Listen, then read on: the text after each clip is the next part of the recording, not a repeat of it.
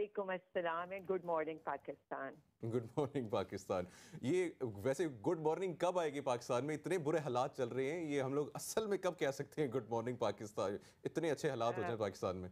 You are right, बिल्कुल। मतलब वही मैं अभी ब्लूमबर्ग की रिपोर्ट ही देख रही थी एंड इट्स रियली शॉकिंग कि पाकिस्तान के हालात जो है वो श्रीलंका से भी खराब हो गए हैं, जबकि हमारी हुकूमत यहाँ कह रही है कि जी हम डिफॉल्ट नहीं किए। श्रीलंका डिफॉल्ट करने के बाद वहाँ इतनी महंगाई हुई है। तो वाकई यू आर राइट कि we all are waiting for a good morning for और पाकिस्तानी पीपल, और इंशाल्लाह वो वक्त ज़रूर आएगा। हम हंसते मुस्कुराते चेहरे देखेंगे, आवाम को हम रिलीफ मिलता हुआ देखेंगे, हम रोजगार मिलता हुआ देखेंगे और लोगों को गुर्बत से निकलते हुए देखेंगे। ऑप्टिमिस्टिक हैं हम, और इंशाल्लाह पाकिस्तान के लिए स्ट्रगल जारी रहेगी। अल्लाह करे 75 सालों से तो ये दिन नहीं आया गुड मॉर्निंग वाला, लेकिन उम्मीद करते हैं कि 5 या 10 सालों में आ जाए। अल्लाह से बहुत बहुत दुआ है। आलिया जी, ये भी बताइएगा कि कुछ रिपोर्ट्स थी खान साहब की कुछ तबीयत भी नासाज थी, तो उस पर क्या अपडेट है?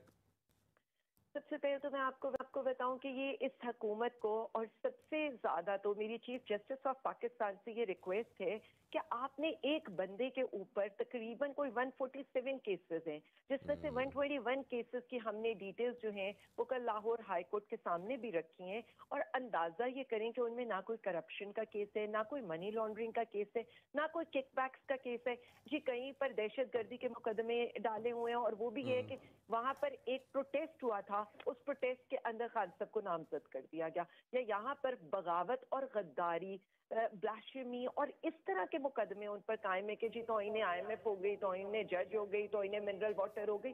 ये दिस इज एब्सोल्युटली रबिश। उसके बावजूद कभी उन्हें 5 मुकदमात में जमानत लेनी पड़ती है, कभी 8 मुकदमात में, कभी वो इस्लामाबाद हाई कोर्ट पेश हो रहे हैं, कभी लाहौर हाई कोर्ट पेश हो रहे हैं। उनकी टांग में 4 गोलियां लगी थी, उनका प्लास्टर था।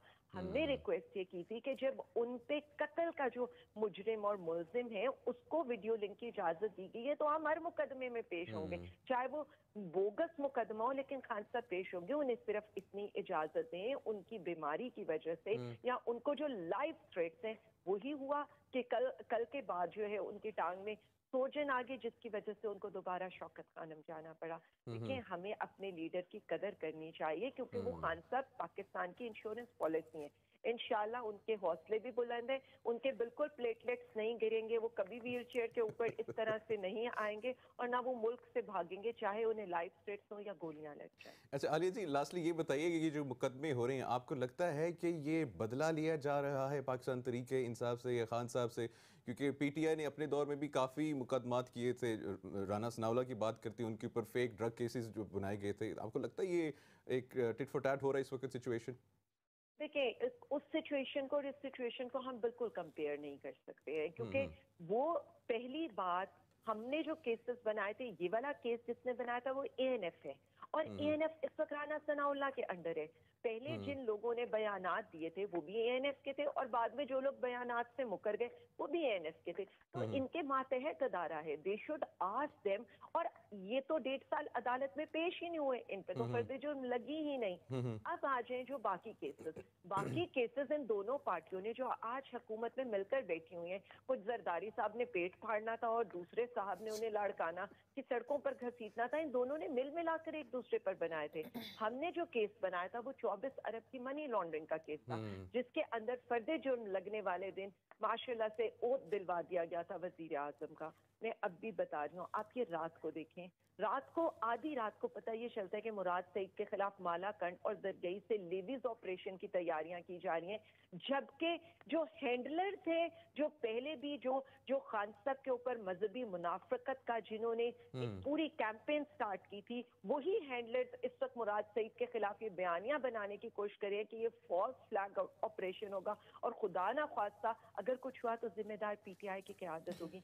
मुझे ये बता दें, क्या हम नहीं जानते हैं या पूरा पाकिस्तान नहीं जानता है कि खान साहब को खतरा किससे था, अरशद शरीफ साहब को खतरा किससे था, मुराद सईद साहब को खतरा किससे है? यानी आप जो है पहले बोगस FIR कटवाते हैं गद्दारी की, बगावत की, और उसके बाद कोई ऐसा इकदाम उठाते हैं कि इस मुल्क में अनारकी और chaos। बिल्कुल सही, बिल्कुल सही। आलिया साहिबा, मैं एक आम पाकिस्तानी हूँ, एक आम पाकिस्तानी जानना चाहता है कि मुज़ाकरात किस तरफ जा रही हैं? मैं आपको एक बात बता दूं, मैं भी एक आम पाकिस्तानी हूँ, क्योंकि मैं आम पाकिस्तानियों को रिप्रेजेंट करती हूँ, मैं उनकी आवाज हूँ। मुझे खान साहब ने पार्लियामेंट में उनकी आवाज बनाकर भेजा था। आपने ये देखा है कि हमारे बारे में और खान साहब के बारे में हमेशा ये कहा जाता था कि वो किसी की बात सुनने को तैयार नहीं है। वो इन लोगों के साथ जिन्हें वो चोर लुटेरे कहते हैं, उनके साथ टेबल के ऊपर बैठने को तैयार नहीं है। लेकिन खान साहब ने इन सारी बातों को गलत साबित किया और उन्होंने मुल्क के सियासी इस्तेहकाम, माशी इस्तेहकाम की खातिर इन मुज़ाकरात में हिस्सा लिया।